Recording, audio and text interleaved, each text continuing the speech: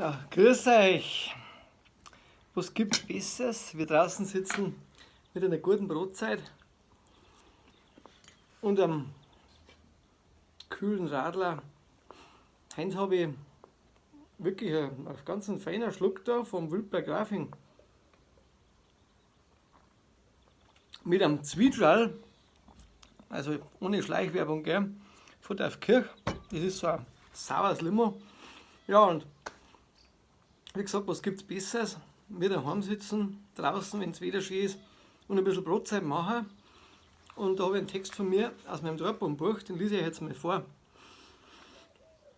Jetzt machen wir einen August auf, dazu ein Brez mit Frischkäse drauf, Is ein Radi mit viel Salz, ein Brotrandl mit Griebenschmalz, danach eine Reibe frische Wurst. Eine zweite halbe für meinen Durst, ein Stück Presssack muss schon sein. Ein Leberkäse muss auch noch rein. Ein Schnittlauchbrot, das ist schon gesund, das schieben wir auch gleich noch in den Mund. Sperrips, ein Salz und Fleischtomaten, ein frisch aufgeschnittener Schweinebraten, ein Bauernspeck habe ich am Tisch, Weißwürst vom Metzger richtig frisch. Ein Oberst, der muss rauf auf Gabi, ein Mettwurst drucke ich auch noch ab. Nach Streichwurst auf der Zwiebelstange, da ist zum Platzen nimmer lang.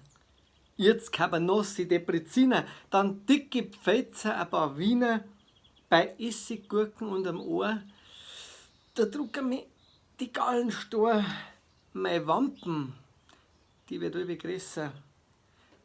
Ich bin halt schon ein guter Esser. Ja, in dem Sinn, nicht übertreiben draußen, aber Genuss ist ja ganz wichtig in der Zeit für Leib und Seele. Prost und schaut mal auf wolfgang-hofer.de, da könnt ihr euch unter anderem das Buch bestellen oder im regionalen Buchhandel und so ein bisschen schauen, was ich so mache, und lasst doch ein Like da auf YouTube, ich darf mich recht freuen, oder ein Abo.